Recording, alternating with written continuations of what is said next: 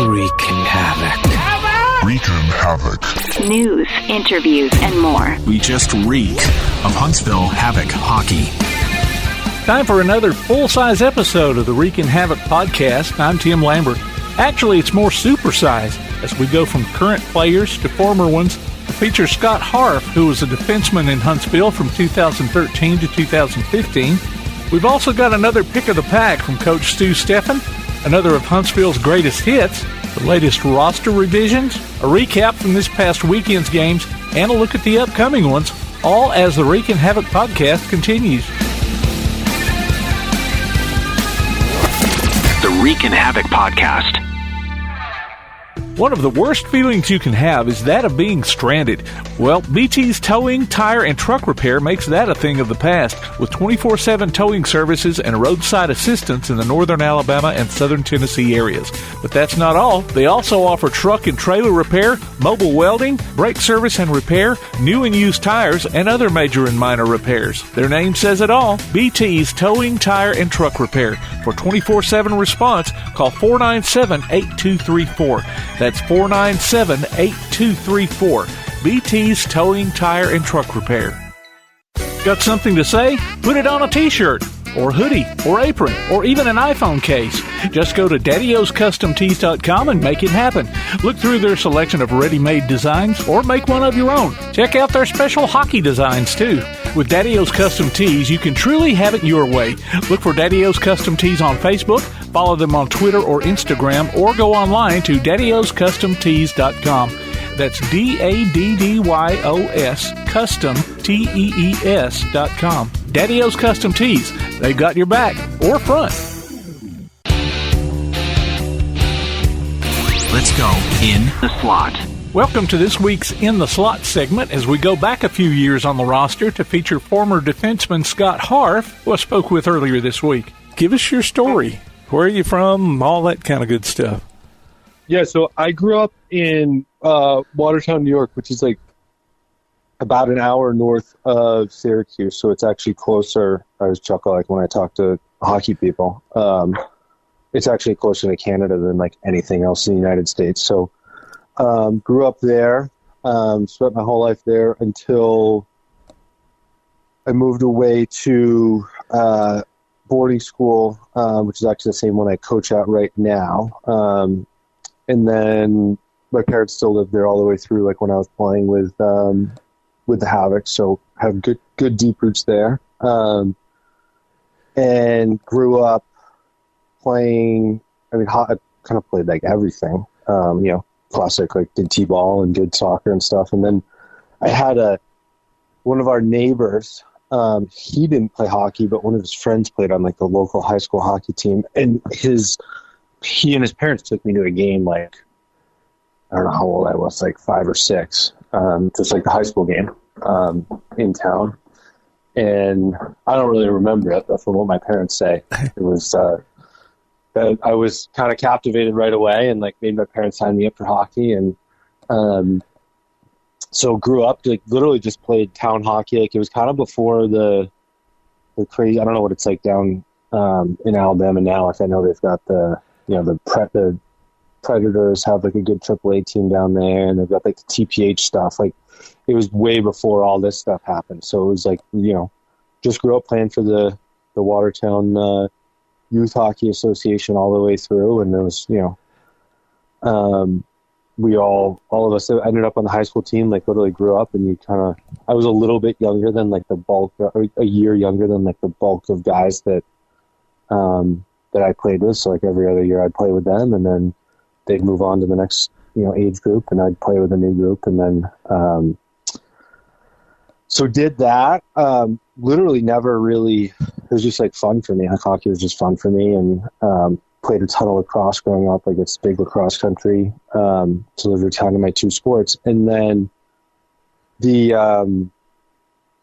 a military base, Fort Drum, with the 10th Mountain Division. So it's actually that's kind of like the big thing around Watertown, like kind of the reason Watertown's actually like any semblance of a small city, because it supports the base. And so we had a lot of military families that were part of the youth hockey program. And one of my sister, because my brother and sister both grew up playing hockey too. I'm the oldest, and my sister had a coach who grew up on Cape Cod and like knew about like the whole boarding school, prep school world for hockey. So he and my dad became good friends, and he told my dad, like, he's like, hey, like if Scott wants to take this further, this is my like going into my freshman year of high school. Like if Scott wants to take this further, like you guys should check out, you know, these boarding schools, because it was either, you know, at that point it was like go up to Ontario and play junior A, or you know just stay at home and play high school and then figure it out after. So we started looking at these boarding schools, and I had no idea what like this world was or anything, and you know we toured a bunch of them my freshman year, and then you know more seriously looked at it my sophomore year, and so we ended up getting into. I ended up getting into Salisbury, which is an all-boys school. They've got a tremendous program. I don't know if there's any Salisbury guys that played down with me, like that I can think of. But they've got a terrific program. Like won a bunch of New England championships. Really good. You know who played there actually? If you remember, is I think he was the captain for Pensacola. Is Adam Pollock. He was a captain there before he went to Clarkson. Okay. So they've got like a really good, you know, pipeline to Division I hockey, and then got into Tabor, which was another. Well, that's actually where Travis Roy went. He's the guy. I don't know if you've read his book. He's the guy who played at BU and got paralyzed in his first game. He wrote a book about it, and then got into St. Paul's, which is like probably the best like academically. And also has a great hockey history. Like Hobie Baker went here. The first hockey game in the United States was played here on the ponds here, and like our rink still looks over those. And you know, a good line of guys like Jeff Halpern played here. Was the assistant coach with Tampa. Don Sweeney is the GM of the Bruins, played here. So good hockey history too. And I always kind of laugh because like I wanted to go to Tabor and live on Cape Cod and be on the like they're literally on the ocean. It's a gorgeous campus, and then our parents quickly made the decision. They're like, "Nope, you're going to St. Paul's." And, so we came here and had an awesome 3 years here. We lost in the New England finals to Avon. Old Farms, which is probably like the one that people outside of New England know the most about. Lost to them in overtime. My junior year, had a good season there, the 2 years. And then went off to college. Played a year at Brown. The coach who recruited me left, so it's kind of like one of those things like before I even got there. The writing was kind of on the wall that wasn't going to work out, but as I say to all my players now, like to get a chance to go to Brown, you know, try to go make it work, because it's obviously a terrific like world-class education and good hockey program. So I was there for a year, and then ended up transferring up to Colby, where ironically, my roommate, who I was paired with my first year at St. Paul's, we became best friends. We were best men in each other's weddings. He had gone to Colby right away, and I called him when I decided I was going to transfer. I was like, hey, like, you know, it's not going to work out at Brown, but do you guys need a defenseman? And he literally runs over up to the coach and, you know, asks him. It's like April at this point, so it's pretty late in the process, and he's like, yeah, sure, like, let's go. So I applied there, got in, had a great three-year career there, and then knew I'd always wanted to play after. And you know, I was heading home from graduation, and Jordan Little, I don't know if you remember him. He was an assistant there in Huntsville for a couple of years. He called and went to training camp and made the team on camp and had an awesome 2 years down in Huntsville. So I just talked a ton. No, that's fine. I like interviews like you that I can just say something and let them go. Yeah. So you mentioned you're from a hockey family. I actually like not really like we were. Well, I mean, you had siblings that played, so I guess. Yeah. I was the first one. My dad like kind of had an introduction to the game because he didn't play many sports growing up. Actually, played golf, like grew up playing golf. And then he went to Colgate, and he always wanted to be a veterinarian. But both my parents were veterinarians. And so he went to Colgate, and he got involved in he was like a student athletic trainer back in the day. I don't know how that, it probably doesn't work anymore to be like a non-licensed athletic trainer, but he was like a student athletic trainer with the Colgate men's hockey team. So he had like a really good kind of like background just from being around that really good Division I program for 4 years. And then, I don't think he ever, he never really my parents were great. They never really pushed us to do anything like we didn't want to do it. Like we weren't going to do it. But, it was very much like, we'll support you, but you've got to be the ones putting they put the ownership on us to go out and figure out what we wanted to do. And that's, with sports and anything, extracurricular. Mm-hmm. Excuse me. So he actually ended up becoming like a really big piece of the youth hockey. I'm really appreciative and grateful for it that like he took such an interest in it because the three of us did. So he got involved in the coaching side of things and coached all three of us, but then actually ended up being the coaching director for the association, and then eventually became the president of the association, and was like, he actually passed away when I was junior in high school. So like all the way through up until after he passed away, like he was deeply involved in the community, and like one of his things was that youth hockey program, and worked to really make that a vibrant part of the community, so that kids were able to, no matter how much money your parents made, or did you have a hockey background or not, like that, he tried to remove all those barriers and try to make it something in the community that kids could go try, and if kids loved it, to see how far they could take it. So I'm really appreciative of that. And then my sister played for a while, like never really played in high school, but met great friends there. And then my brother played. He also went to boarding school, went to the Berkshire School and played there. And then he's actually still involved in hockey now. Got into coaching a little bit. He did kind of like some stuff didn't play in college, but did some stuff in college and worked with the Hartford Wolfpack and did some internships with them. And now he coaches at the Westminster School, which is another New England boarding school. And they have they made a run to the large school tournament this year and lost in the finals, but he's had a great coaching career. So it's been fun to like kind of come full circle. Like we grew up playing together. He's 6 years younger than me, so we never played on the same team, but played pond hockey and pickup hockey and have a lot of the same friends and families and stuff.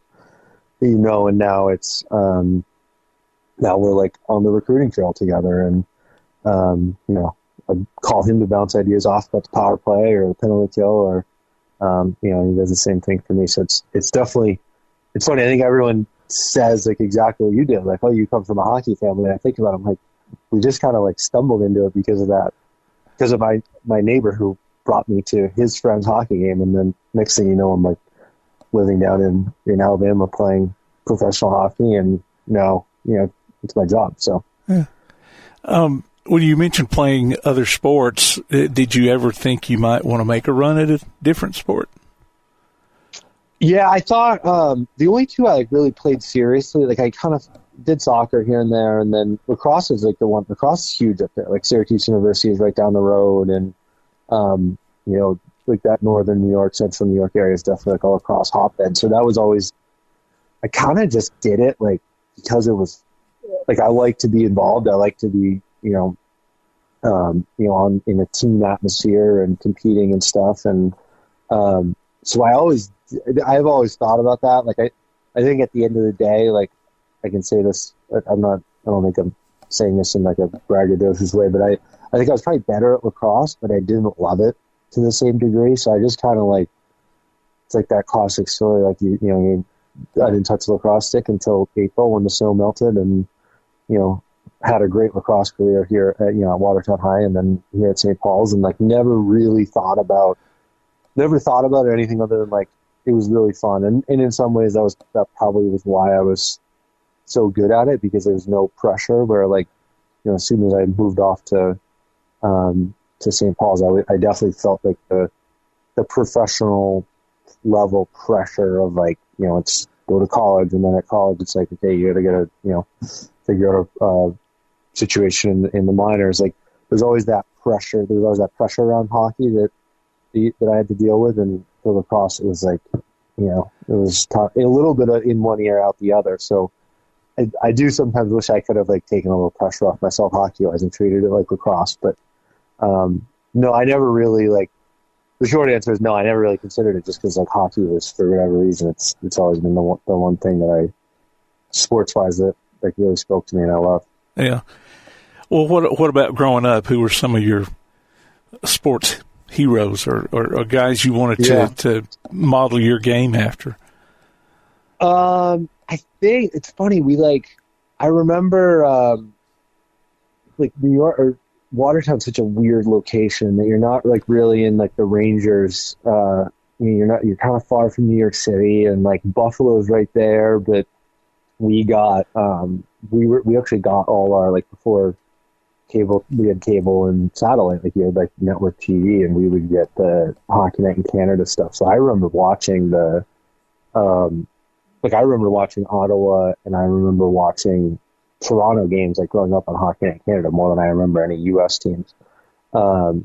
So I don't know if I like really ever gravitated towards like one player at a young age. But I'm kind of still like that. Like I'm such a fan of the game.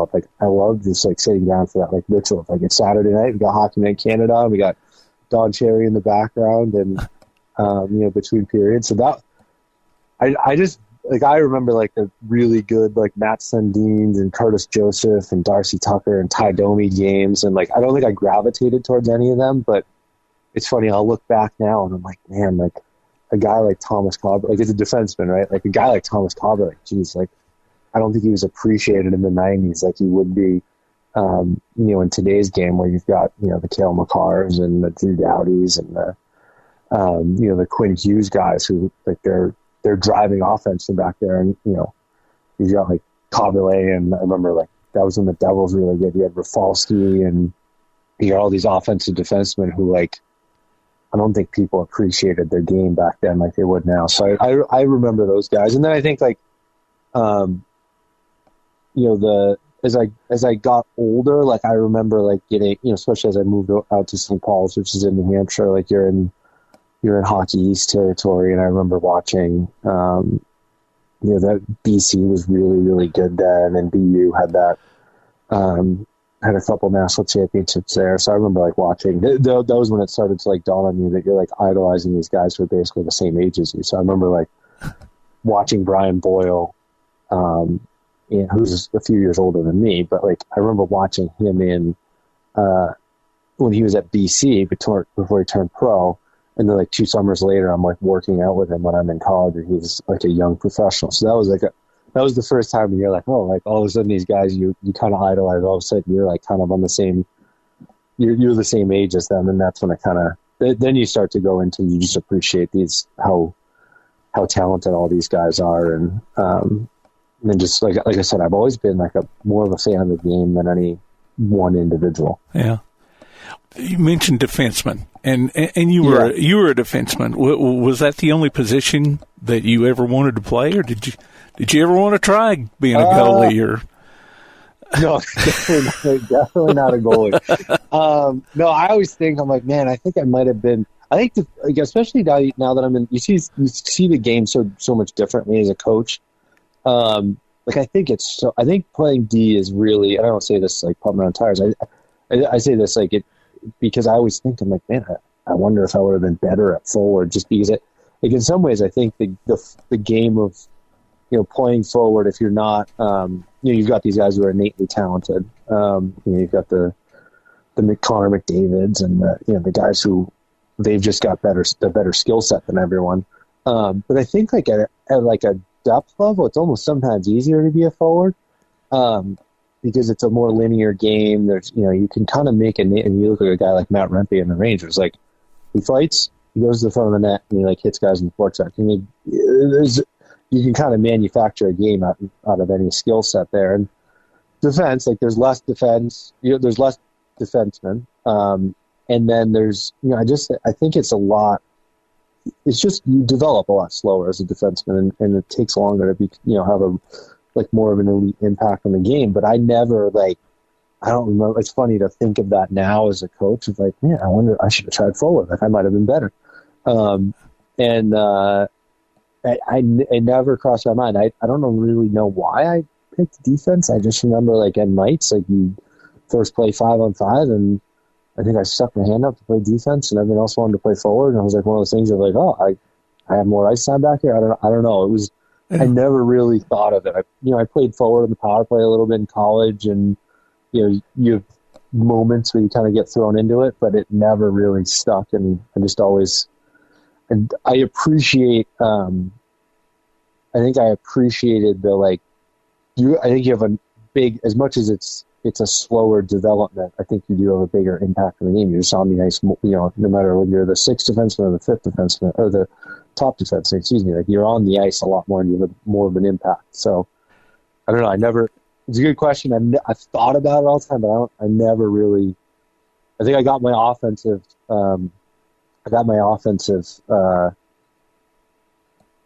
taste of offense on the lacrosse field because I was an attackman, and all I did was play offense. I never played any defense on the lacrosse field, so maybe that was why. Yeah. Well, that brings me to a fan question that I was going to save it till the end, but this kind of ties into it. They said, my son has been playing defense lately, mainly because he is aggressive, but he has been a little discouraged that he doesn't get to score quite as much on D. Yeah. So what would be your advice for him? I think it's a great question. I think so this is, I'm gonna go off on a little bit of a tangent here. I'm kind of I'm going to show my cards. I'm a little bit of a Connor McDavid hater. He's such a good, I know he's a forward, but you'll see where I'm going in a second. He's so innately talented, but his real talent is he can just process the game at such a higher speed than anyone else that he can play at that really, really, really fast pace. And I look at a guy like Cale Makar, a guy like Quinn Hughes, and what they're doing is so special right now. I think, I genuinely think Cale Makar might go down as a, he might be right there neck and neck with Bobby Orr for what he's done for the game. But at the same time, just back to my McDavid thing, those two, Quinn Hughes and Makar, are so innately talented, with sure, they've got great edges and they've got great hands and they've got a great shot, but they can process the game at such a faster rate of speed than the average hockey player, that's what makes them special. So I think that the natural inclination of any kid who's playing defense is to want to go be I remember in college, I wanted to be Drew Downey. I was the furthest thing from Drew Downey. I was never going to do what he did. And when I came to terms with that, I was great. Some of these guys, you look at, actually, ironically, the first time I saw this guy play was in the Von Braun Center when he was playing for I think he played at Alaska Anchorage, and he was playing against Alabama Huntsville, but he was Pareka. He's a guy that I think anyone can watch and learn from. He impacts the game offensively in very simple ways, but his real strength, I think, is that you can put him in any situation and he's going to kind of dictate the flow of the game because the opposition's offense is always going to be on the other side of the ice because they don't want to deal with him. And then when he gets the puck, it's very efficient breakout passes. It's not these end-to-end rushes or it's these crazy blue line spinoramas that the Hudson brothers do and Makar does. It's very simple. And so back to your question of any young defenseman that I work with, my big thing with them is trying to teach them that, in some ways, the less, if you're not one of those elite guys, and you're gonna know if you're one of those elite guys or not. If you're not one of those elite guys who's going to be able to impact the game offensively, in some ways, the best defensemen, I think, or when I coach, are the guys that you look up and you're I didn't notice that guy at all. And why didn't you notice him? It's because he didn't make any mistakes with the puck. The puck was on a stick, off a stick. It's he's a very efficient on the breakout. And then, he defended really well. So there's no, you don't notice him on the ice in a negative manner either, because he wasn't on the ice for any goals scored against. So like another young guy who I think is a really good player in the NHL for young defensemen to mimic is, and just to watch, is like Brock Faber with the Wild. Like I think there's a clip of him being of the Minnesota, his rookie year, of people in Minnesota talking about here's a kid who came in and was able to run the second power play in Minnesota, the NHL, at a really young age. And then they go back and look at his stats, and he wasn't on the power play at the University of Minnesota the year before, as one of the best defensemen in the country. So like some of it's just kind of like coming to terms with the fact that like not everyone's going to have that super elite offensive kind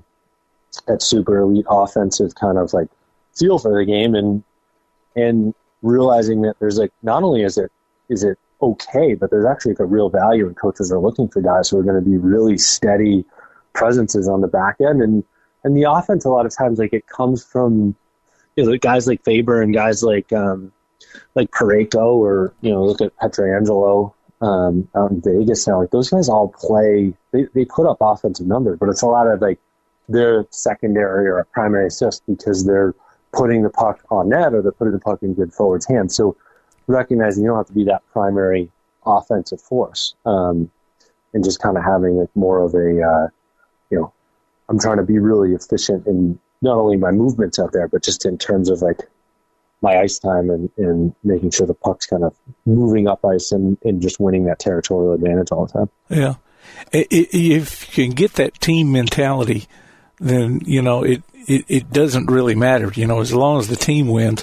And it kind of, it kind of reminds me of, the way the linemen on a football team, the offensive line, if they're doing their job, you don't notice them. But boy, if they mess up, then you get just murdered on social media or whatever. Yeah.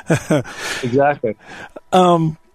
Okay, so you mentioned, you were at St. Paul's, went to Brown University, and then transferred and became a Colby Mule. What was your major in college? And why did you? I feel like I was like such a classic 19-year-old freshman. All my buddies wanted to do econ or business or something at Brown, so I went in and did all these econ courses, and we didn't have to declare until the beginning of junior year there, so you get to try whatever you want. I did a bunch of econ stuff, and then did the same thing at Colby. And I got to this classic econometrics, and I was just like, oh my God, this is miserable. I do not want to be here. So I went to my advisor. I was like, is there anything else I can do? Because this is just I don't want to do this. It was just a semester course, but I had no desire to do it. And she's like, you're only 2 credits short of a history major. Why don't you just do that? So I'd because they're both liberal arts schools, you can kind of take whatever you want outside of your major. I'd always been interested in history, and I just racked up enough history credits that I was close. So I switched. I ended up with a minor in econ. Never took another economics course after that, and then finished with a history major. And then ironically, when I got to my first coaching and teaching job was at Trinity Pong, which is another boarding school here. I got the job actually because they were looking for a hockey coach, but the opening that allowed me to really get my foot in the door is they were looking for an economics teacher. So the ironic thing is I haven't done anything with my history degree, and my economics minor is why I was able to get my foot in the door here in the coaching world. Okay. Well, as far as playing in school, I went down some of the list of honors that you racked up there at St. Paul's. And you were identified on the NHL Central Scouting's preliminary list. You won the Howell P. Campbell Award, made all ISL honorable mention.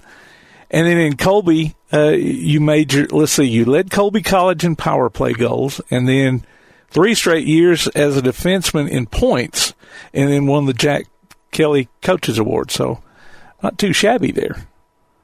Yeah. It was. I always like think I'm like, man, I joke with my wife. I'm like you should have known me when I was 18 or whatever in the NHL Central Scouting. Like, that was like the peak, and then it's all been downhill from there. But it was definitely like, I don't know.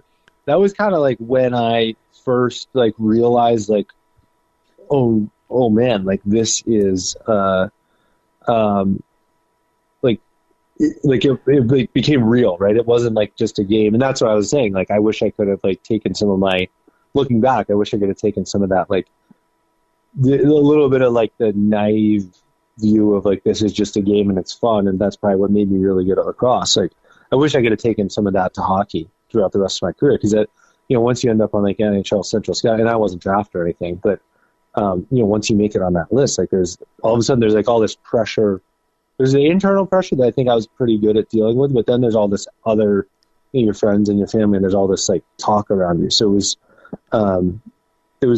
sounded like a great honor. Like I look back and I'm like, I never thought I was that good. Like, I just wanted to play hockey as long as I could. And I'm lucky to have gotten to play in college and gotten to play here at St. Paul's, and certainly lucky to have gotten to play in Huntsville. But it was never, as much as I put all that pressure on myself, it was always like just about like, I just want to play more hockey. Like, I love the game so much. I love being in that team atmosphere. And it was always a goal to get as high as I could, but it wasn't ever like this, like, I'm not one of those kids that dream. I don't think I dreamed like as a young kid, like that's like the NHL or bust. It was just like, I just love hockey. I want to play as long as I can. Yeah. When you touched on making it to Huntsville, let's go a little bit deeper into how you made it down here. So I've never asked Jordy like how the heck he found me. So I don't know if he had like connections up there or what. Like, I know there's like so Stu, who's the coach now, Stefan, he was in his second year there. So like, I played against him at Castleton, and Nick Lazorko. I think he had come down the year before at the end of the, we're the same. I think we're the same year in college. So he had just come down like at the end of the season. And we were rookies together. Like, so there was a good pocket of us from that area. Like, I played against those two. I played against Leland Fiddler when he was at Bowdoin. It must have been his last year. It was my first year, I think. So there's like a good pocket of us in that Northeast area, in the NESCAC and ECAC leagues up there. But I never asked Jordy how he found me. I just was like so happy to have kind of like kept my head down and just try to do my best. So, didn't have any. I definitely was like one of those guys. Like, I didn't appreciate how good the and I haven't seen an SPHL game in a while, but I think even now it's even more like this. So like, I went in and I was like, all right, I'm gonna make the team and figure out a way to get up to the East Coast League. And I got to like the first unofficial skate at camp, and I was like, oh man, like I gotta edit this. I gotta make the team first. So I don't think I appreciated like how good the hockey was. So we ended up making the team out of camp. And I remember like my kind of like the two things I remember those early on is like, so Ray Ortiz was his second to last year, my rookie year. And I remember like battling with him. For whatever reason, I ended up battling with him a lot in camp. Like he and I were always against each other in like 1-on-1 or 2-on-2 stuff. And I remember talking to him after, and I kind of was like sheepishly like, hey man, like I'm sorry, like I kind of like didn't. It wasn't that I wasn't respectful of you as a veteran, but it just was like all I wanted to do is make the team. So I like push you, and he's like, no. Like I like remember saying to, I think he said something to the effect of like, I remember saying to Glennie, like I don't know who this Harff kid is, but he doesn't let me have an inch out there. And like I think that was part of like the only reason I really made the team, because I wasn't like the most skilled guy out there by any means. And so that was the first thing I remember. And then the second thing I remember is the penalty kill, like whatever penalty kill we were running at the time was like very different than what we ran in college. And our first game, so we played in Fayetteville, was my first game. And I was like, I vividly remember it, but I remember none of it because I was so nervous. And then it must have been the next weekend, I think. We went to, I think it was the Mississippi Surge. They folded since then, but it wasn't the River Kings. It was the other Mississippi team. We go there, and we're on the penalty kill. And our penalty kill was like, the way Jordy was running the penalty kill was like the strong side defenseman would jump the half wall, basically like not even, you wouldn't think, like you just went. And it was very different from what I did in college, which was like a much more passive and like, you know, I was good at blocking shots. So it was like get in the lane and block a shot. And so sends me out for a penalty kill in the first period. And I just kind of like own that shot lane, and the guy squeaks one by me, and like nothing happens. The goalie makes a save, and he comes off the ice. And this was like the welcome to pro hockey that I like try to teach my kids all the time. Jordy's like, I'm sure there was like an expletive in there, you know, but he's basically like, hey, like if you don't make that read and go, which by the way, there's no read, you just go, you're not going to play here. And I was like, I had no idea what he was talking about. I was like, what is he talking about? Like, you want me to just recklessly run the defenseman? So I'm like, all right, I got nothing to lose. And then we go out for the next penalty kill. He throws me right out there, and I just run at the guy on the half wall, which was very out of my comfort zone. Like, I was more like played defense to like steer guys in the corner and finish in the corner. So I run at the guy in the half wall, break up the play, get back, and Jordy like taps me on the shoulder, and that was like, he did a lot of other individual coaching outside of the game, but that was the only thing I remember. Other than that, was like, hey kid, like if you want to play here, you better do exactly what I say. So that was like the two vivid memories I have of that year, and those were like the first 2 weeks. And then we had probably genuinely my most fun year of hockey I played in my entire life, my rookie year. Like we had a great, Sam Cannata was the captain. He's a guy that like I look to as like a great leader, like a great mentor for anyone who's going to be someone who's going to be a captain, or even someone who's just in charge of the team at work. Like he just took the time to know everyone.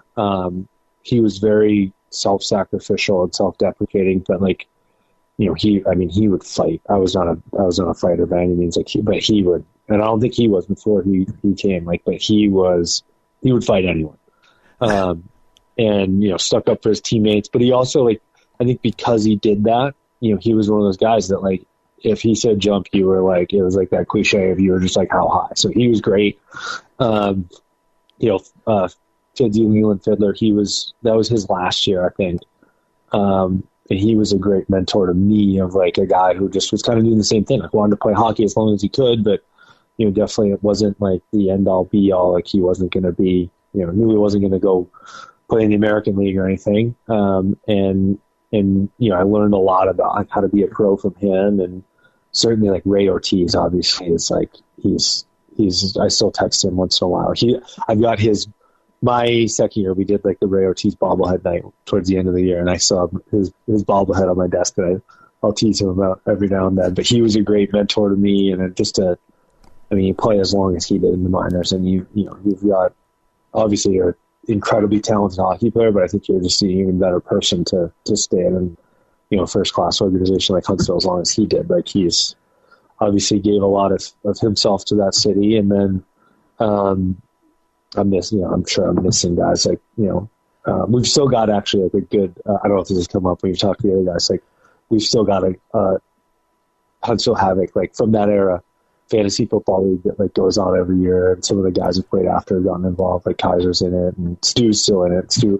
Stu doesn't answer anyone's text now. He's too big for us now. He's the head coach, but it's fun. Like it's genuinely like Jesse Kalecki, who's coaching in the East Coast League now. Like he and I were really good friends, still are really good friends, and he was a great mentor to me as a younger guy. I'd already been through it, and you just made like I remember that year. Like we played great hockey, I think, but I think the locker room was just so tight. It was just a really good group of guys, and guys that we've been at each other's weddings, and whether you played there for a year or you played there for like Ray for a career, like that was one of those years I think that sticks out as like it was just a special group of guys. And we lost in the second round.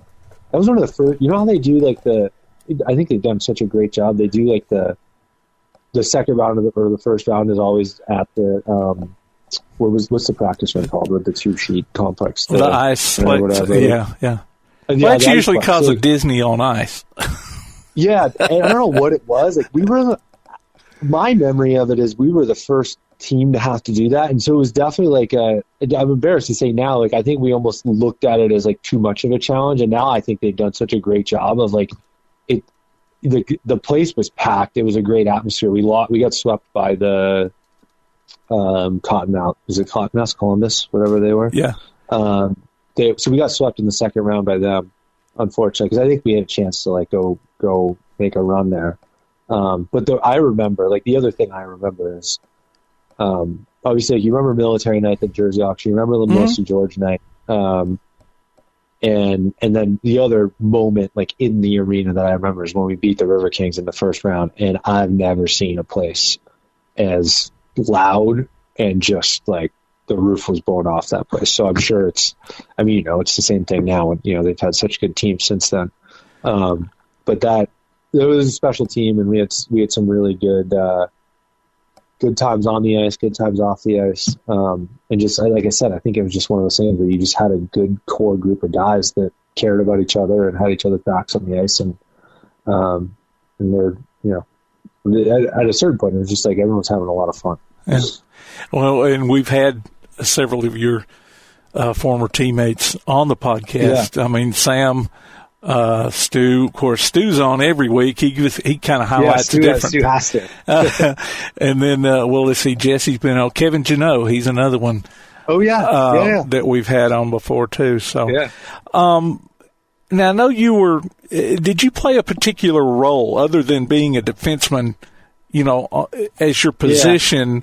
Were you an instigator, a troublemaker, a fighter, motivator? No, I was more I would say I was more of like a shutdown guy. I didn't even play junior hockey. I literally went high school to college, which is like very much the minority now. And then so I'd never, like, my first ever hockey fight was my rookie year, like whatever, 10 games in, got my butt kicked. So I was not a fighter by any means. Much more of like a shutdown, like penalty kill guy. And then like, especially my last year, like me and Curtis Megginson, we were kind of tasked with like being the shutdown guys against, the top offensive guys. So I wasn't really I think there was one year where Glennie was like, or my first year, there was a week.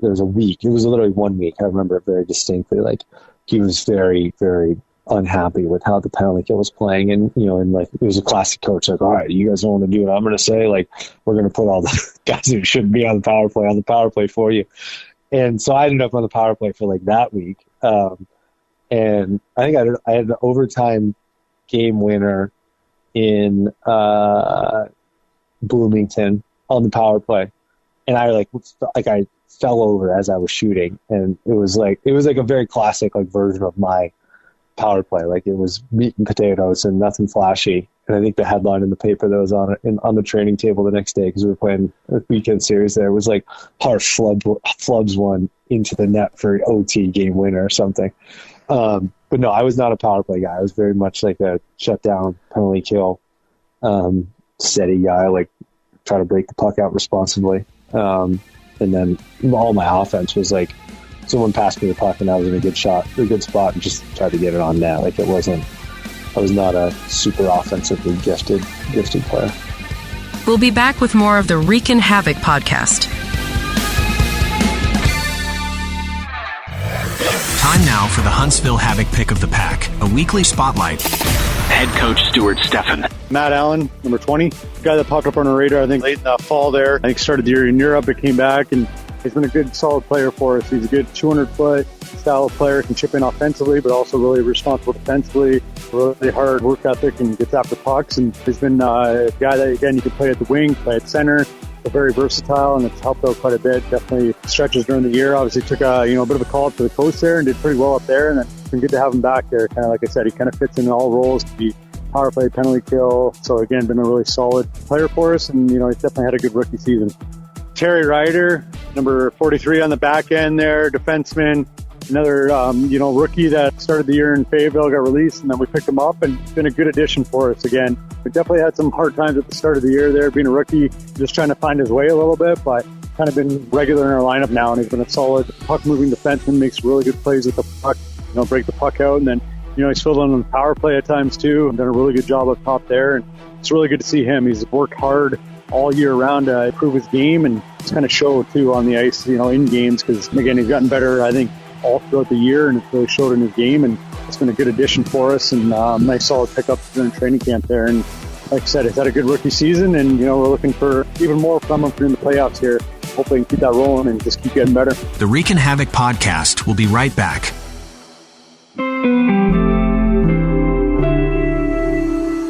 My name is Joel, and I came to St. Jude Children's Research Hospital in December of 1987 to be treated for osteosarcoma, which is bone cancer. We didn't know anything about St. Jude. We didn't know what they meant, or that, when we got here, what we would do, how it would be taken care of. And when we arrived, we found out that my family wasn't going to have to pay for any of my treatment, not for my medicine, not for travel, not for housing, not for food. St. Jude was going to cover all that. St. Jude supported me in every way, from, taking that financial burden off my parents to making sure that all of my family was included in this time. St. Jude literally means everything to me. I get to go home to my family tonight. I get to cook dinner for them. That's what you're giving. You are giving us everything by supporting St. Jude. So thank you so much. Finding cures, saving children. Learn more at stjude.org. This is Glennie Tulio, and you're listening to the Reekin Havoc podcast. Well, what about as far as game day goes? Did you have any routine, or what was your routine, or did you have any rituals? No, I was like the one guy. I've always liked to cook, like for whatever reason. I'm the one in between my wife and I, I'm the one who cooks, and it's just for whatever reason, it's relaxing. So I was I did that back then too for my roommate. So like my first year, me and Eric Alexander lived together. So I'd always we'd cook breakfast and then go do our pregame skate. And then I wouldn't normally cook in the middle of the day for pregame meal. So I'd we'd go to whatever place had a discount. I can't remember the places. There's a couple sandwich shops that we'd go to and grab a bite, go back home and nap. And then I was a big coffee guy too, so we'd always stop at Starbucks normally on the way, or I'd go to I can't remember the place anymore. There was it was the first exit on the way, after you get on the highway. There's the town center with the movie theater there. So I'd always go there for whatever reason. If it wasn't a drive-thru, I'd actually get out and walk out. So I like that ritual, just get my coffee, and then I like to be at the rink early. I wasn't really into sewer ball or soccer or anything before. I was more I like to get a sweat in, really genuinely sweat. So I'd spend a lot of time on the bike before, and I went through so many I think about guys who play like Ray, right? Played for a long time, and Stu played for a long time, and Kaiser I know played for a long time. I think of how they I think in addition to them just being better hockey players than me, the other thing that held me back is I almost had not many rituals, but it was a production to get out on the ice. I'd have my mental visualization stuff, and it would get exhausting. I remember my second year, halfway through, I just decided to cut it all out because it became a little bit too much, and I went much more simple and played sewer ball and still tried to get a sweat in and stuff. But no, I was one of the guys. I was not the guy who was ever going to be late to the rink. It was always going to be I would be there with plenty of time to get everything done, and then I wasn't I don't think I ever thought about I put my left skate on before my right, but I sit in the stands, tape both of my sticks before kind of by our blue line, but nothing. It was just a lot of little things as opposed to one big thing, I guess I would say. Okay. Definitely the coffee, though. That's still is in the coaching thing. I've had to switch to decaf or I can't fall asleep now, but the coffee thing is real. Well, now you played 2 years with the Havoc. What prompted you to hang up the skates? So we had a really we did not play well my second year. So it was a long season, just as a team, and we had a lot of guys coming through, and it was I think it was me, Kolecki, Kevin Janot, Stu, and Ray. I think we're the only 5 guys that stuck around the whole year. There was that many guys in and out and trade. So it it was like an exhausting year. And I wasn't ready to stop necessarily. Like my plan had always been like, my best friend from Brown went and played overseas. He played in Italy and France and loved it. And I kind of was kicking around the idea of like play a year or two in the States and then try to go play over there. Like halfway through my year, I tore my MCL and had a really bad high ankle sprain. Like as soon as I got back from wearing the knee brace, so that like I missed a bunch of games like towards the end of the year. Came back, tweaked it again, and just was like we were in a playoff situation. Like it just like wasn't in the cards to play much more. But I left like Glenny didn't protect me, so it was kind of like I was kicking around the idea of still playing, maybe going to Europe, but I didn't know like at that point like how my knee would feel. So I didn't get on the ice again until probably like we went home around Easter that year, maybe a little earlier. And I wasn't planning on getting on the ice until like July. And on my way home, I actually got a call from the school I was at previous to St. Paul's, Trinity Pauling, and they were looking for a hockey coach. And so I was like, you know what, like I'd interviewed at a couple coaching jobs the year before in the prep school world because I knew I wanted to try coaching, and I liked the teaching side of things and the mentoring younger players side of things. So it's like, you know what, I'll go see what it's all about. And they like offered me a job like right then and there. And it was one of those things of like I wasn't sure about my knee. Didn't have like a for sure. When I turned down the other jobs, I was already protected and already signed again with Huntsville. So I was like, had a for sure option, and just felt like it was a good opportunity, like to get in and coach and get into the the prep school world that I was always wanted to, and so I did that, and it turned out to be probably one of the best decisions I've made, like in the sense of like the guy who hired me as a coach left. Funny side note here. This is like a little bit of hockey trivia. So the first time I played, so with my Brown coach left, and I get to Colby. I played for 3 different guys at Colby because there was like a big coaching carousel going on there. After we lost to Avon in the finals, my coach at St. Paul's before my senior year leaves. So Glenny was the first time in my second year at Huntsville. He was the first time in like almost like 7 years, I think, that I played for the same guy back to back. So I was like so used. I was laughing like I must be like I'm like bad luck for head coaches. Like if you take me on, like you're out the door. So glad he broke that, I thought. But then the guy who hired me at Trinity Pauling leaves in the summer before he gets there, and I'm like, Jesus, like really again? And but it actually turned out to be great. This is why I say it was the best, one of the best decisions I could have made. The guy who takes over ends up being probably my biggest like hockey mentor to date. And he played at St. Anselm, played in the minors for a long time, and then coached at Merciers for a while. So he actually coached like Mike Gertler, who I was with, and Dan Bremner, who I think he played a little bit with the Havoc, but then was with, was with Peoria when I was there. So he coached a bunch of guys I played against, and he's still there.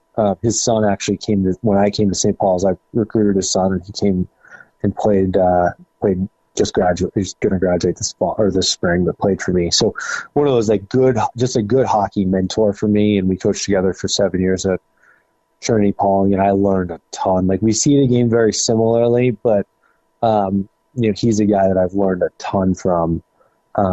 Just in X's and O's certainly, but a lot of like a lot of recruiting tips and just kind of like how to evaluate talent and how to build teams, and he's a terrific mentor to younger kids, and I've learned a ton from him. So that's why I say it was like one of the best decisions I could have made, because had I not taken that opportunity, like who knows if I would have ran into him. So I always have like, I've tried to, even with the Brown thing, like I got caught at Brown. Like it wasn't, I think people always ask me that, people always want me to tell them like, oh, I regret doing that, or like I'm upset at that. And like, I've tried to live my life very much like, everything happens for a reason. And I don't think it's like fate, but you learn good things, and failure is not necessarily something that's always bad. Like, you can learn a lot of things from that. And, I've always, I think my dad passing away and when I was a teenager, like, has a lot to do with it too. Of like, I've had a really, really bad thing happen to me. So, even getting cut from Brown, like, you think your lifelong dream is over. Like, it's not really that bad. And I've always, even saying that, I've also tried to look at it, not to get too philosophical, but look at everything as like someone else out there probably has a lot worse than me. And, my problems are pitiful. So I try not to look back at with any regrets. I definitely wish I could have gone over to Europe, but, I've been and visited Europe plenty of times, so it's not the end of the world. Yeah. Well, now looking at your timeline here, I usually go to elite prospects.com to kind of look at people's timelines. Looks like he had about, I don't know, a couple of 3 years between playing with the Havoc and coaching.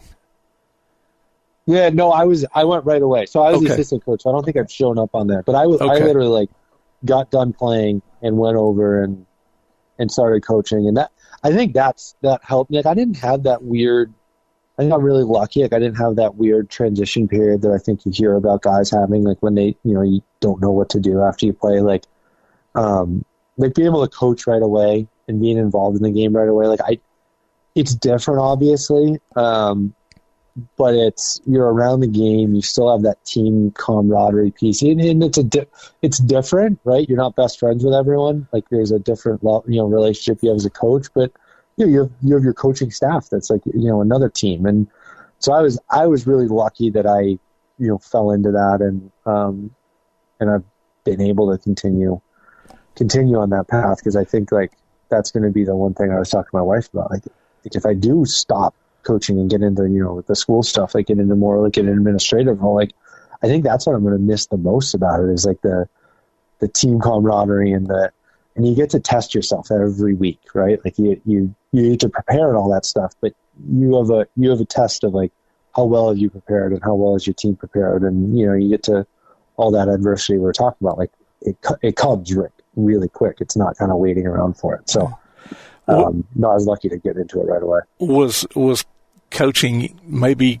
a possibility in your crosshairs maybe for a while, or I mean, I always like, that's what I did for summer jobs. Like, I would always, when I was still playing in college and playing in Huntsville, like I worked at hockey camps, and a lot of it was like, it was very self-serving of like, I got free, paid well, and I got free ice all summer to train and a free gym membership. So, but I always liked it. I never, like, between my junior and senior year, I got an internship at Phillips Exeter, which is another really well-known boarding school, as a teaching intern, just because I would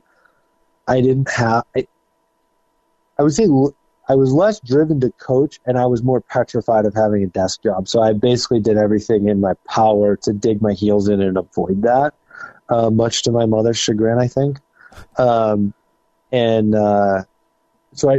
I think it just was it was an easy in for me of like an into that world, and I've since like realized I really like, I love the player development side of things. I really like the recruiting side of things, but I love the player development side of things, and I love the like I said, like you even coaching, like you're the game is, you get that the competitive juices flowing, and you get to kind of test yourself against other people, on a weekly basis.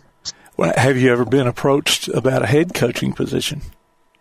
So I'm the head coach here at St. Paul's now. Okay. Okay. I took over. This was my first year as the head coach at St. Paul's. So I took over for the guy he's now my assistant coach. But I took over, coached with him as an assistant for 2 years, and then he wanted to take a step back. He's been doing this for years. He's got his own. He didn't play for the Havoc, so you can't interview him, but you should, because he's like played with Korea on the main national championship team, and has his own crazy hockey story, better than my hockey story. But he's a great mentor to me too. So are you still coaching golf there? I am still coaching golf. Yeah, we're about to start. We're on spring break, but the kids come back Monday, and we'll, assuming the weather stays as it is, we'll be on the course and coaching golf. And actually, when I was in Huntsville, that's when I always grew up. Like, I grew up like fiddling around, but not really playing seriously. And then Eric Alexander, he'd be a good interview for you guys. at some point. He played for a year and a half in Huntsville. He went to Ferris State, and he was like they have like a PGA professionals, like that was his major, was like becoming a PGA professional. Mm-hmm. And so he was a fantastic golfer. We lived together, and we had a couple deals around town at different courses. And so you get done with practice and grab lunch, and it's 1:00. You got all day in front of you, and we play golf all the time. So that's when like the golf bug bit me, and I've treated it very much like lacrosse, and I think I've gotten pretty good. And I think that's why, because it's like I've tried to be very, very conscious of the mistake I made in hockey of like taking it a little too seriously, and putting too much pressure on myself. And it's been, I actually played like Jordy would come, because he was a very good Jordan Middle. He was a great golfer, and he would play with us once in a while. And I remember him telling me, he's like, if you can't appreciate a day on the golf course when it's bright and sunny and you're outside and you got nothing to do other than golf, I don't care how bad you're playing. If you can appreciate that, he's like, you shouldn't play golf. So I've tried to take that advice to heart, and it has served me well. So, so playing and coaching hockey, playing and coaching lacrosse, coaching golf. I guess there's something about swinging a stick at a small round object. I guess so. I always laugh. I'm like, you asked me to go out and play. I'm like the most un-American kid. If you ask me to go play baseball and ask me to catch a pop fly, I can't. I struggle. I look like the most unathletic person. But no, those three, I don't know. They speak to me. Well, I see where you are also a USA Hockey Level 4 coach. Yes. Yeah. That's been. I just did that because I didn't know how long I would.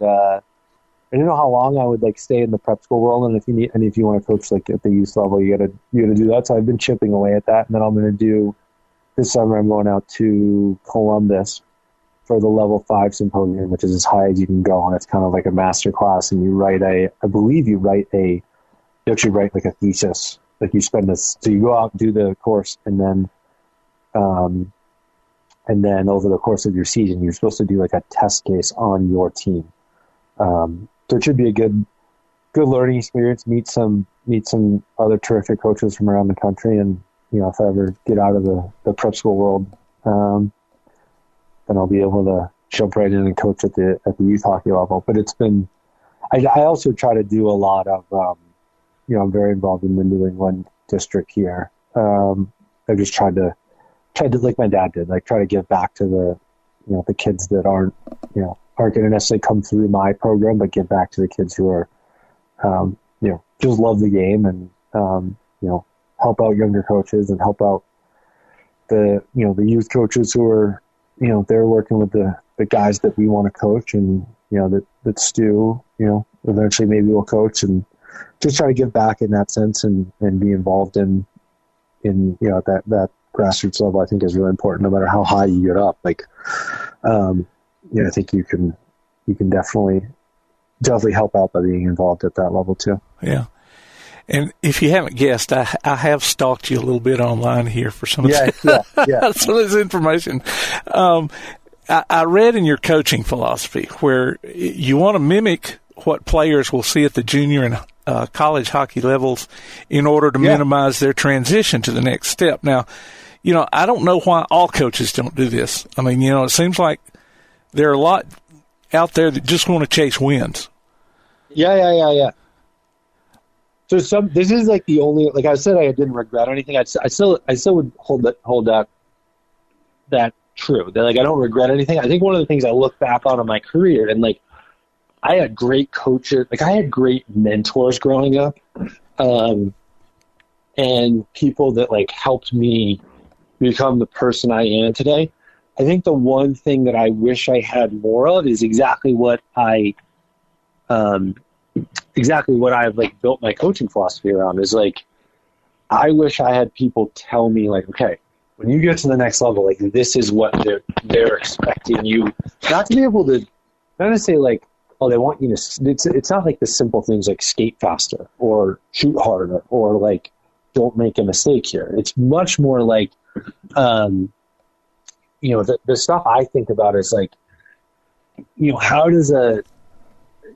can you be, I was talking about like guys like Colton Pareto, right? Like how can you, and this was something I didn't learn until it was like way too late. Like Like, how can you be deceptive with the puck as a defenseman without having like that Quinn Hughes skill? So it's a lot of like little nuances of like, where, using your taking your skill set and making yourself really deceptive, I think is one thing.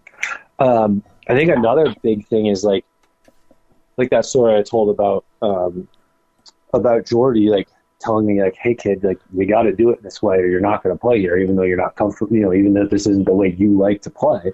That's a big thing I try to teach my kids is like, listen, like at the next level, you're going to be asked to play in a system, and their system might be totally different than my system, but you being used to playing in a system and being coached that way, like I was like put up or shut up, like do this or you're not going to play. Like, that's, I think, a really valuable, it's not a skill that people think about. Like it has nothing to do with skating or stick handling or shooting, but it is genuinely, I think, a skill. And then just like, little habits that for whatever reason I pick, like as I've been around other great coaches, like, I think Bob Ferraris is the guy I was talking about at Trinity Pond. Like, I remember my first year coaching him, he walks our team, our defensemen, how to play a 3-on-2.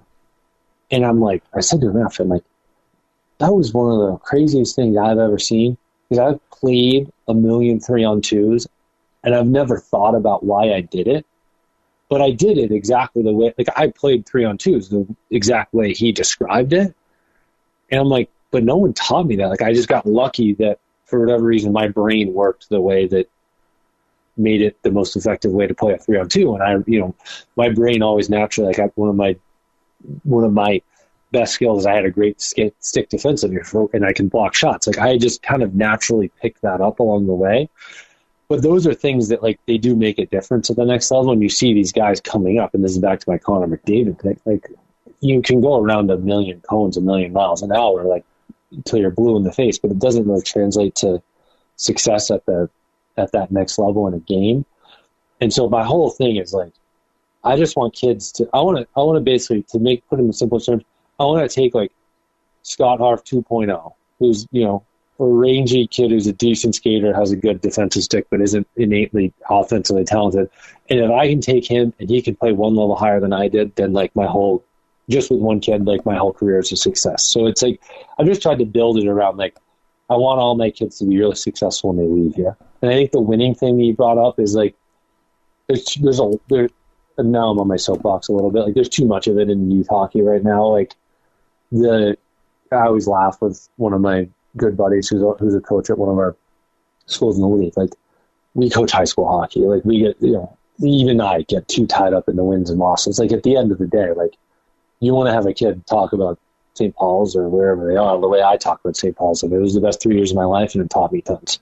And I think the kids who, the kids who are going to take it the furthest are going to be a lot of it's going to be very self-driven, and they're going to get the lucky breaks that I got. But if I can have a small impact on like, maybe they have a better defensive stick, or maybe they play a 2-on-2 or a 2-on-1 or a 3-on-2 a little bit differently, or they, are able to break the puck out a little bit more efficiently because, or they're a forward and they're better at the net front because of some, small tweaks I was able to add to their game. Like that makes all of this stuff I do worth it. And the winning piece, like I think if you do that well enough with enough kids along the way, like the winning piece kind of takes care of itself. So you don't have to worry too much about that, like on a day-to-day basis. Yeah. And I guess it's a fine line because, you want to win, if your team, is just losing all the time, then, players get discouraged and, you might have a player that, if you won a few more games might stick with it and, who knows how far they would go, but then you want them to get better too. Yeah. The other thing that I've I was very, that was my original philosophy that I gave you, I just gave you. Mm-hmm. I've tweaked it a little bit of not tweaked it, but I've added, I think one of the skill sets is being a winner and being in a winning culture and being used to being coached in a winning manner. So at the same, we're not a win at all cost program by any means. but at the same time, like on a day-to-day basis in the middle of a game, like we're going to coach to win. It's not, we're not going to play, our sixth defenseman doesn't play as much as our first defense. And I think like learning how to play a different role, like even in my 2 years at Huntsville, like, I went from being like our sixth defenseman to like being our, our top shutdown pair, and played probably every role in between. And I think that's a skill too, of like learning how to play within the group of guys that you're part of, and in that hierarchy that kind of naturally occurs. But playing to win, I think, is also a genuine, in a really healthy way, is a skill set in and of itself. So we talk about that a lot, like still, it's like, I've moved away from, I didn't talk about our record. I didn't talk about our, an individual win or loss really at all when I first started coaching. And now like, I try to call the kids' attention to it and talk about, we have a lot, we still set on, season goals and, that involve wins and losses. So it's very, I don't think you can avoid it, because it is a sport that, like, at the end of the day, someone's going to win and someone's going to lose. Mm-hmm. So you can't avoid it, but if that's all you're doing, I think that you're leaving a lot on the table for kids. Yeah. Well, you mentioned recruiting, and you've also been involved in college counseling and advising. Yeah. Now, is that just for athletes or anybody? No, I work with everyone. So I've done both. Like my old school, when I was in college advising, like I worked almost exclusively with the athletes. And then so I learned a lot about like the NCAA, and even my head spinning with all the changes with the NIL and all this stuff that's going to happen with the transfer portal and stuff. But no, here at St. Paul's, like I really love our take of like, I actually don't work with any of my hockey players, just because I believe like the college process is an emotional enough process. They don't need me having come down on them in practice or in a game, or maybe benching them or something, like, and then having to walk into my office on Thursday morning after a game on Wednesday and then be like, I don't want to deal with him right now. So I actually intentionally step back from them, and the rest of the office does the same thing. Of like, we try to work with everyone, but it's a really, I like the individual like relationship piece of it. I couldn't do the teaching thing anymore. It was like Groundhog Day after a year of it, just doing the same thing over and over again. So I do not have the calling that all of our terrific teachers here do. But the college advising piece, I really like it. There's a lot of problems to solve. There's a lot, like, I like the individual relationships you build with the families, and it's fun to see. It's a little like coaching. Like you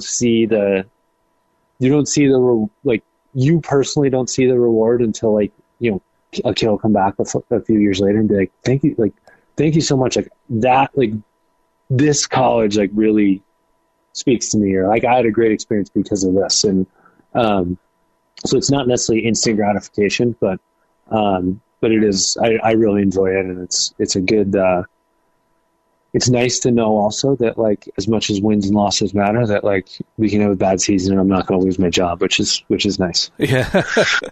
Well, what would you say might be some of the most common issues that kids might not think about when they're looking at going to college? I think so I think like right now, like you see so many kids who undergraduate schools almost become graduate school has almost become the new undergraduate school, in that almost everyone at some level is going to need a graduate degree. Or you can totally skip college altogether. Like with all that's going on in technology, like there's a lot of people who that don't have any undergraduate degree and do perfectly, really, really well for themselves or get into the trade. So I think there's like a little bit of if you're going to go to college, it's a little different in that like than it was, I think, 20 or 30 years ago. Like an undergraduate degree is like the first of several steps. So, I would push kids, and if clientele wise, it doesn't work at a place that's, our tuition is basically as much as any private 4-year colleges per year. So our kids, like 99% of our kids are going to 4-year colleges right away. So they don't want to hear the like, and their parents don't want like their goal is to go to a 4-year college. So like getting into the trades or like doing something, doing an entrepreneurial thing without college isn't really what we're working towards. So it's very 4-year college focused. But even with that, like I'd say like, there's so many good 4-year colleges out there that aren't your name brand, like that aren't the Ivy League, and they're not Vanderbilt, and they're not Wake Forest or Duke or UNC. Like there's some, I love that a lot of our kids are looking at SEC schools and want to go to big state universities. And, every year we've got more and more kids applying to Alabama or applying to, Auburn and having great, end up going there and have great experiences. And a lot of times, like the cost of those is so much less than going to a top tier Ivy League university, that you can then take the money you saved and spend it on graduate school, because you got to put it into your equation that you're going to go there anyway. So that I think is like one of the big challenges facing college advising right now. Is just that like you can get a great education. It's not really a challenge. It's more of my challenge to kind of convince families of this. But like you can get a great education anywhere, and not that Harvard or Columbia or something is going to be a bad education, but it's more of what you put into it. Like that you can go get just as good of an education, and sometimes it might be really, if you're a top tier student, like go to a big state university and it'll be a big fish in a small pond academically, and you might have better opportunities on the other side of things. So a lot of what we do is just encouraging the kids to, explore more than what they kind of saw coming into the process, and, find schools that really generally match their interests as opposed to match like an idea of a name brand. But there's like, in short, I just said like, there's so many great options out there for 4-year colleges that like you kind of can't go wrong. Well, Scott, this has been one of my longer interviews. I'm glad you were able to take time and talk with us this long. Maybe we can get you on an episode where we get maybe you and a couple of your former teammates to kind of, relive some old times or whatever. Yeah, I'd definitely do that. Get Eric Alexander on. He's a riot. Okay. And he's got a great hockey story beforehand. He's still involved in the game. He'd be a good interview. Okay. And you mentioned Ray Ortiz a while ago too. He's one I'm trying to get to answer me back, but haven't been successful yet. I'll text you for you. I'll post him for you. Okay. All righty. Well, I appreciate it. All right. Have a good day. That was former Havoc defenseman Scott Harff in the slot. Stay with us for more of the Reekin Havoc podcast. The Reekin Havoc podcast. Let's get ready to rumble! Join us now for Huntsville's greatest hits, where current and former players recount their most memorable dropping of the gloves. Former Channel Cats and Tornado Center Phil Daigle. We were playing Memphis, and we've been out, recovering from practice a little too late the night before. We had an exhibition game. I guess it was halfway through the middle, second period, and I was like, dang. I was a little tired, let's say, and went to take face off, and I was like, I think I'm get out of here. So this young fellow was lined up against me, Memphis. I leaned over with my stick, and I pulled him from the back of his leg, and he just looked up at me, and I said, sorry, kid, your number just got drawn, buddy. So I dropped the gloves, and away we went. Down he goes, and we went down on top of him, and Dave Glassman reached down and go, okay, Diggs, that's enough. So I was like, okay, and we get up, and Glassman starts taking me to the penalty box. I said, Dave, where are we going? And he says, Diggs, we're going to the penalty box. I said, hell no, man. I said, I started that fight before you guys dropped the puck. I said, that's a game misconduct. You got to kick me out of here. He's like, oh, yeah, that's right. And away we went, kicked me out. We'll be back with the Reekin Havoc podcast. In June of 2005, our twin girls were delivered, Melissa and Catherine, and they were born 14 weeks early. Amy and Chris George talk about the Melissa George Neonatal Memorial Fund. They both weighed less than 2 pounds, and Catherine was 115 and Melissa was 1'9". Melissa lived for a couple of hours, but all of the medical technology in the world just could not have saved her, and she passed away while she was in the NICU. Chris realized pretty early that God had given us a platform that we could use to try to help people. So Chris and I started the Melissa George Neonatal Memorial Fund at Huntsville Hospital. To know that Melissa's name is living on, her legacy continues, and I think that was very important to Amy and I, is why the fund is named after her. Because for 7 weeks, Melissa fought so that Aunt Catherine would have a chance to live. And I think that we wouldn't be doing her name any justice if we didn't carry on, because we know we wanted to honor her and honor her legacy. And the community, Huntsville Havoc, the community in Huntsville itself, they've rallied around that. And it's been a wonderful support system for us. And I think for a lot of families, too, when they see total strangers that are giving. We're online at HuntsvilleHospitalFoundation.org. Click on the Melissa George Neonatal Memorial Fund, and you can give that way. There's no donations too small, and every dollar is just as important as the next one. And if you're giving, then we understand you're giving because you care. And that's what's important, is that we've learned over the years that people give because they care. And you can volunteer. If you're interested in that, you can click on the volunteer tab to fill out an application. We are grateful for any type of support, because we know that once we pull those dollars together, we can do big things. For more information on the Melissa George Neonatal Memorial Fund, visit HuntsvilleHospitalFoundation.org. Hey, this is Nolan Kaiser, and you're listening to the Reekin Havoc podcast. Goalie Brian Wilson has returned to the Havoc after his second call-up to the ECHL. He had appeared in 5 games during his stint, which began back on January 7th, dividing his time between the Bloomington Bison and the Idaho Steelheads. While in Bloomington, he had a 2.97 goals against average and a .910 save percentage. With Idaho, he had 1.88 and .909.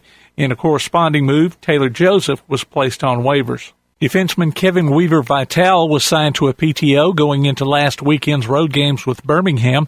The Toronto native comes in after playing at Plattsburgh State, where he had 27 points in 27 games this past season. Over his 4 seasons with the Cardinals, he appeared in 94 games, putting up 55 points. Huntsville split with Birmingham this past weekend, with each game ending in a 3-2 score. Thursday's matchup went to the Bulls as a scoreless first period went by before Connor Fries, Matt Allen, and Craig McCabe teamed up for a goal 27 seconds into the second.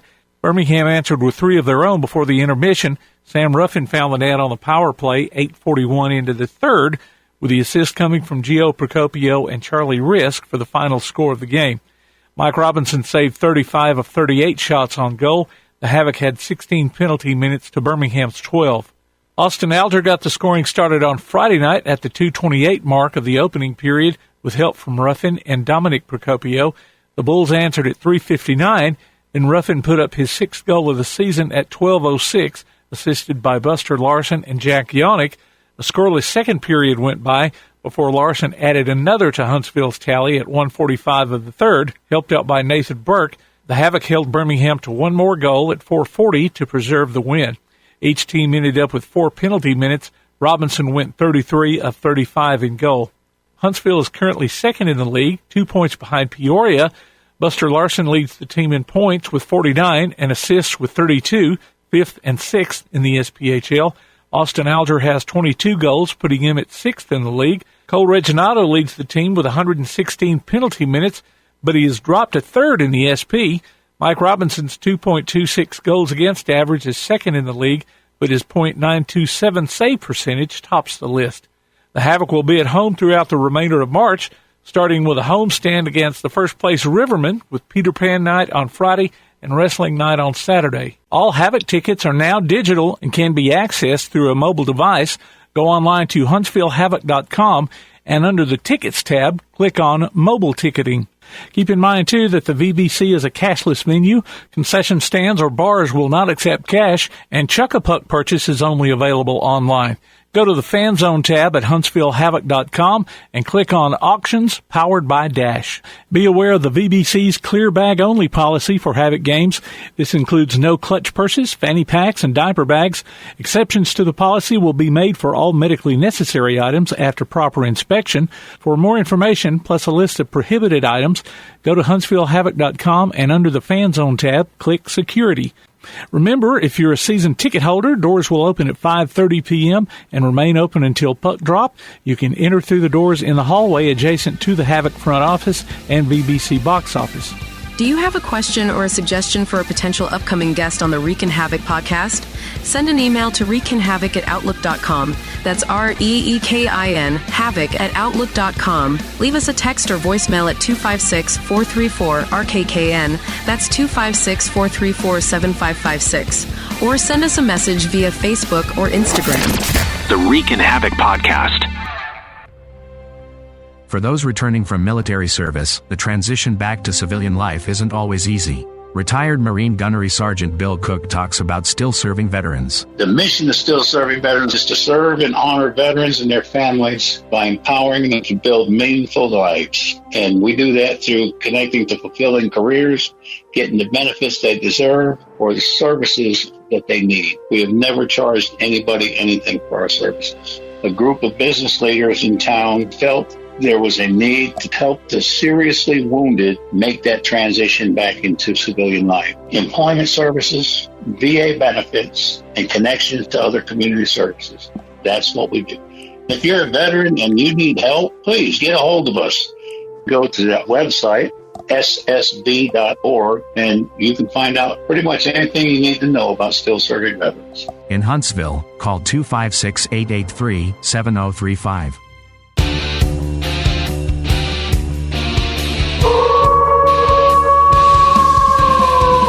For tickets, official Huntsville Havoc merchandise, and more, go to HuntsvilleHavoc.com. Visit our website at ReekinHavoc.com. Look for us on Facebook, Instagram, X, and Threads. And listen, follow, and subscribe to the Reekin Havoc podcast on your favorite platform to keep up with the only weekly podcast covering the Huntsville Havoc, the Reekin Havoc podcast.